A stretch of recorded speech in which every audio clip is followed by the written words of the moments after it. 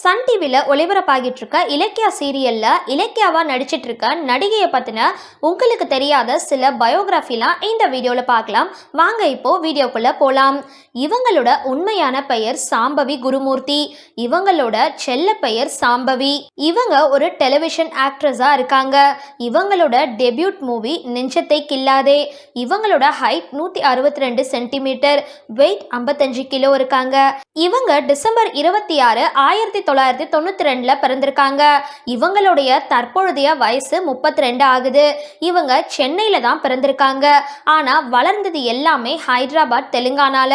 இவங்களோட nationality Indian, religion Hindu.